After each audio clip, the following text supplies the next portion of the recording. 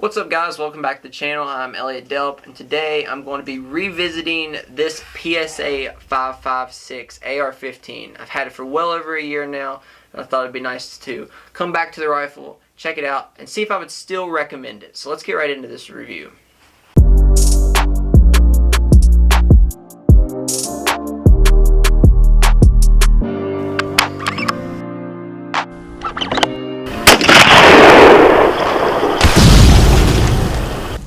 So like I said before the intro rolled, I'm going to be revisiting this PSA AR-15 chambered in 556. I did a review of this probably, a year or so ago on the channel when I first really got the rifle and built the rifle, and a lot's changed since then. So I'd like to revisit it, take it back out to the range, get a few groups with it, and talk about the rifle a little bit. So let's get right into it.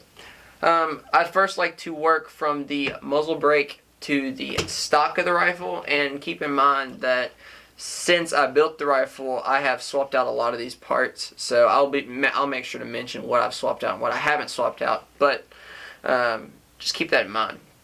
So to begin with, let's talk about the muzzle brake. This is an A2 flash hider, not really a muzzle brake, but very standard, wasn't very special, pretty normal if you have to ask me. Moving back, we have the 556 barrel. This is a 16-inch barrel, 1-in-7 twist. Nothing special, not a high-end chrome, cold, hammer forged, nothing, just your standard barrel. I mean, nothing special.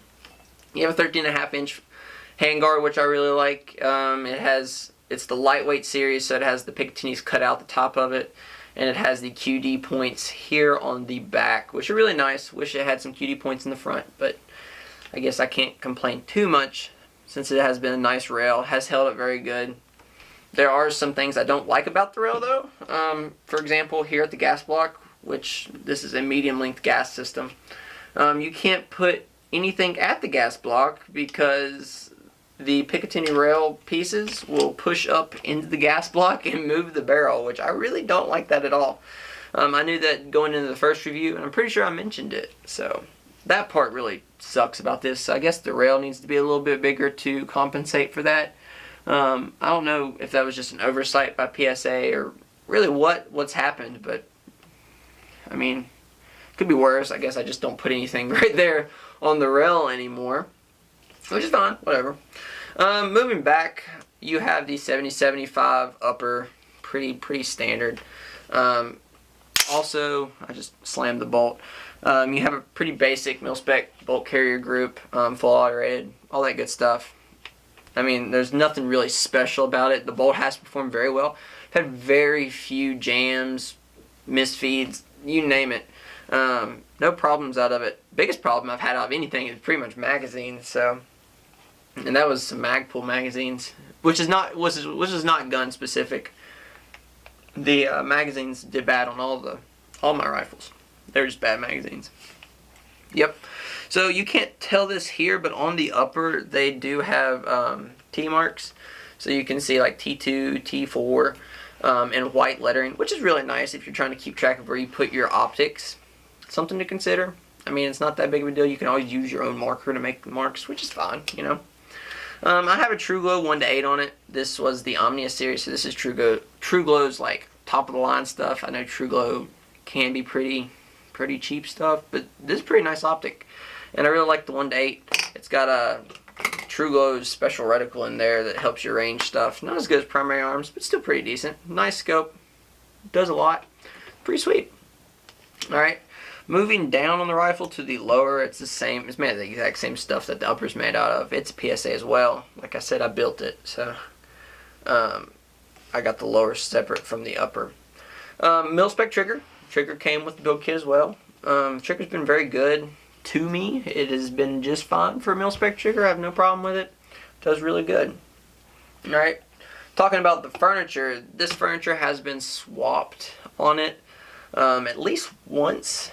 So this came with Magpul furniture, but it wasn't very good. Magpul furniture was gray.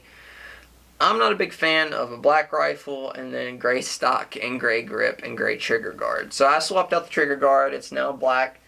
Swapped out the grip. Now this grip is rubberized, which I like a lot. I think it feels really good. I really like the rubberized stuff. Like I said before, the other one was just like the hard MOE plastic Magpul stuff, which is nothing wrong with, just not the best. I have a CTR stock on it. This is my favorite stock. I love it for basically one reason, and that is because the lock on it, which keeps it from wiggling. So if you're like trying to do groups or something, I think the least bit of wiggle in a stock just drives me absolutely insane, and not very fun at all. I did swap out the end plate on it so I could have a single point stock. So I run both slings. I run both type of slings on this rifle, so you can see I have the QD points here and here. I'll run a 2-point sling, but I'll also run a single point sling from time to time, and so I got the Bravo Company Gunfighter QD mount, or QD sling end plate. I'm not exactly sure what they call it, but it's done pretty good for me. I liked it. It was easy to swap out and change, so it was no big deal. It was pretty nice. I like it a lot. So now that we've kind of went over all the specs and whatnot, so let's take it out to the range. We'll get a few groups and we'll talk about the groups there, and then we'll come back to the table to kind of close this video out. So we're here at the range, and we've set up targets at 50 yards. We're going to be trying to get some groups. We have 3 different ammunition types here: a Federal, Wolf, and a Hornady Black. Each different price ranges. These Federals are about $10-15 at the time of this video. The Wolf was about $8 at the time of this video. Usually you can get Wolf for like $4, but that's a different time. And then the Hornady was about $25 at the time of this video. So each different price ranges, each different purposes, and each different bullets altogether. So let's test these groups out. First, I'm going to start with the Federal. This is a 55 grain and soft point. All right.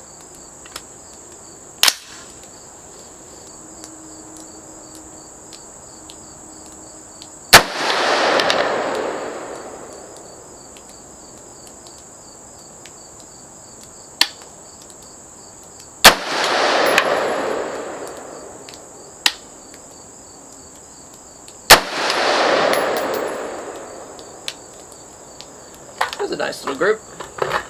Let's move to the Hornady Black. This is a 75 grain. Boat tail hull point.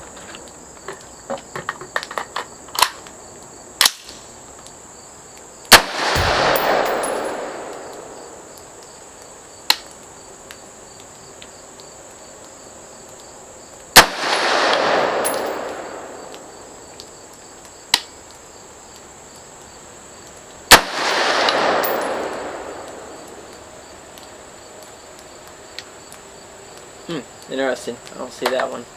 Alright, now let's move to the Wolf, which is, I'm pretty sure what this scope's actually sighted in for. This is very cheap ammunition. This is stuff you clink with. This is stuff you have fun with. So let's check it out.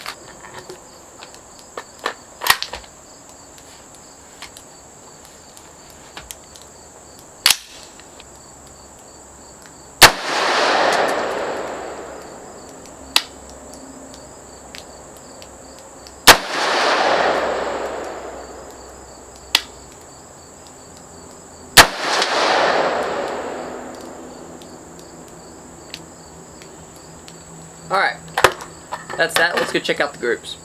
So here we have the different groups for the PSA.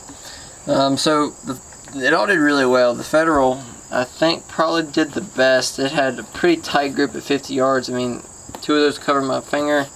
Definitely improved over the course of the ownership. The Wolf, incredibly tight to about 1.5. A little bit bigger than the Federal. The Federal's really tight. Wolf spread out just a hair more. The Black, the 75 grain, didn't do as good. I want to say about a 2.5. Of course, that one right there might have been me. Can't say for sure, but overall, I'm pretty pleased with it. A very nice group. As you start to shoot these will, of course, they'll spread out a little bit, and that's always to be expected. But very happy with it. So coming back from the range, I really think the rifle did very good, did as expected. Handled the ammo exactly like I thought it would, honestly. I've shot this rifle, I don't know how many times. It's got a few hundred rounds through it. And it's been pretty much my go-to rifle for plinking, for just having fun, and it's been very reliable. PSA has raised the prices a lot since this rifle was bought. This rifle did come in at like $350, $400 total for the lower, which I think used to be the best deal you could possibly find. But now they've gotten more expensive because of everything going on, and there's definitely comparable options out there now. So PSA did make a great rifle. They still make a great rifle, but there's other options out there for the exact same price as PSA is now. So I'm not telling you to go get other rifles, but I mean, you can check it out, and there's a good chance you can find very comparable rifles out there. But until PSA lowers their prices again, I would say you can definitely find better stuff. But if PSA does lower their prices, you can't beat it. For $400, this rifle was probably the best purchase I've ever made to this date. You just can't beat the price tag when the price tag is where it's at. Alright, so I think I'm pretty much going to wrap this video up. I hope you guys enjoyed the video. I hope you guys got something out of the video, and I hope it was informative. I think that PSA always makes a great rifle, and I have several of their rifles, so definitely go check them out. So last but not least, if you guys did find something enjoyable from this video, I'd like to ask you guys to hit the like button, and while you're down there, you might as well subscribe. I do stuff like this all the time, and I have a blast with it. So that being said, I hope you guys enjoyed the video, and as always, take someone outdoors. I will see y'all next time.